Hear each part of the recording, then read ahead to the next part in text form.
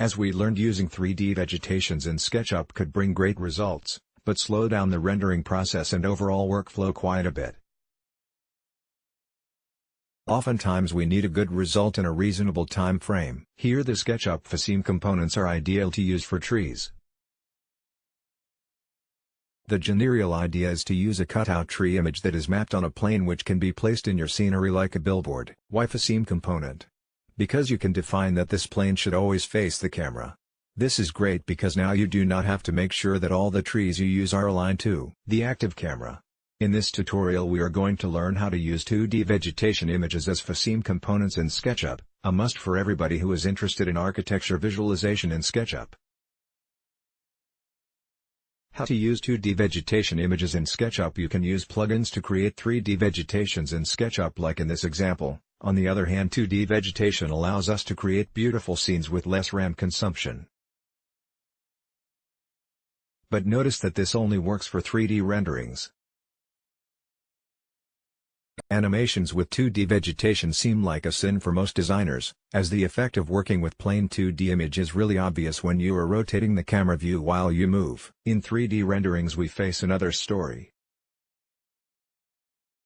2D vegetation can also reinforce that kind of instant effect that we may want for our renderings, as if we took a shot from a distant point of the scene itself, and also tend to not drag as much attention as high-detailed 3D models. This of course if the 2D vegetation files are properly used, and also can be used to create unrealistic render styles, often commonly used in site planning renders or even for concept idea renders, as they take only 1/10% of the time 3D vegetation takes to render. Choose high-quality cutout trees for FaceMe component. About 70% of the final result of the image, in the case of 2D vegetation, is how well we manage to use the tree textures and how to place them, in order to not feel affected if we want to rotate the camera for taking another angle still shot of the scene.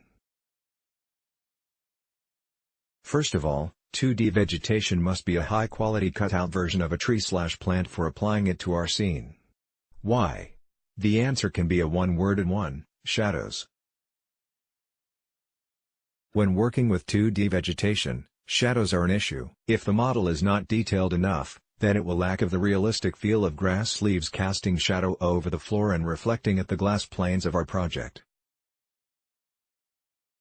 Of course, if you are not working with photorealistic scenes, that is not an issue, quite the contraire. For scenes where you only want to transmit the idea of how to live that space, making a high-detailed render can be a huge mistake. Detail level in photorealistic renderings can only drag the user attention from the concept of the project to the graphic results of the project made, and that can really damage the project if we fail to create photorealistic graphics, as it will end up looking as something we didn't care enough about in order to present such results. On the other hand, when the scene almost resembles a toon with some detailed areas, it drags the user attention to the focused points, as an invitation with the efficiency of infographics to learn more about the project rather than to disagree in the first place with the project purposed. How and where to find 2D cutout trees? Now that you decided you want to work with 2D trees, you may ask yourself, okay, where do I find them? There are several places, but please take into notice this things first. Cutout trees must be PNG images. They need to have transparency, otherwise they will render with white background around, and that is completely the opposite to realistic. Reduce the cutout tree image size to your special needs. If you use several files at the same archive, it will only increase the file size and may create problems at rendering like crashing out of RAM. Try to look for good quality 2D trees, good quality of leaves, of overall detail. Mostly if the trees are going to be a good part of your project. If you need some free high-quality cutout tree or plant images to test, just grab our free Open ArchViz pack, where you can find many cutout trees and plants for free. You are even allowed to use these trees and textures for architecture visualization for your commercial projects. Free download Entourage Trees People for architectural visualization. What are SketchUp FaceMe objects?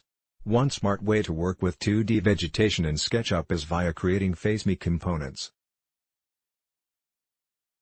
But what does that mean and how to achieve it? FaceMe components are objects that we create via components in SketchUp, and its more versatile attribute is that they move along with the camera, meaning that wherever we place the camera they are going to be facing us. This property is extremely useful in renderings, because it tends to happen when we do a render that we ask ourselves, and what if I render the scene from the other side? If it weren't for FaceMe components, the 2D vegetation would look as a line or a plane without any detail. Now let's start creating our FaceMe tree in Sketchup. How to create a tree FaceMe component? First, I am going to select a Cutout vegetation file. In order to use it as our FaceMe component, I will use the Cutout tree. Volume 02_42.png file from our free Open ArchViz package for this tutorial. Then, after choosing which file is going to be our FaceMe model, I can start working within SketchUp. As this is going to be a render with 2D trees, I prefer to work with 2D grass, in order to avoid giving the trees that sort of flat look in comparison with 3D grass. First, import the cutout tree as an image. Adjust the scale of the tree and position it wherever you want in relation to the axis. Then we right-click the object and apply the explode option. This way we can then select it and create a new component from the image. Select the image and create a component from it. Remember to tick the option Always Face Camera. How to create realistic shadow for 2D tree FaceMe components? And if you have the shadows visible, you will notice a problem. The shadow itself. Why is this? Well, maybe the tree texture doesn't have a proper alpha channel applied while it was saved, and that is the reason why it casts like it. This also happens with JPEG images which doesn't have any alpha channel. Either way, it can be fixed two ways. Right-click, Edit Component with the freehand draw tool, draw a figure around the tree, and with right-click plus erase, delete the unwanted areas. It may not be a perfect shadow figure, but it works well. Open the image in Photoshop and ensure that only the background pixels of the image have transparency set. Flatten the image, re-add an alpha layer and select then erase the background. Open the image flat in an empty model and use Image Trimmer to make the cutout automatically. For this tutorial, I am sticking with the first method. And this is the result. There is also a good video tutorial about creating shadows for FaceMe component in SketchUp. Now it's time to place the tree and make copies of it in our scene. Rendering architecture scenery with 2D cutout tree components. Now I place the trees with my model and placed a camera view. One thing to notice prior rendering is that 2D trees may take a bit longer to load in the rendering engine in comparison with 3D trees. But while rendering they do the task faster. It can be an issue if you place several trees, as SketchUp may go out of RAM trying to load all elements. And this is what we get as a result after rendering. Pretty nice, huh?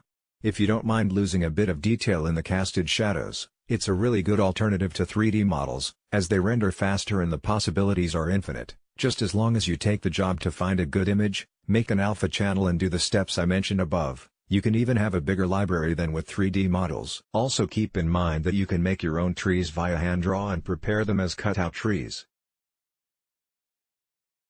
If you scan the images, then maybe it is a bit harder to make the cutout, but after it's made, you can then, for example, adjust the style of the scene to a sketchy looking view and then add hand-drawn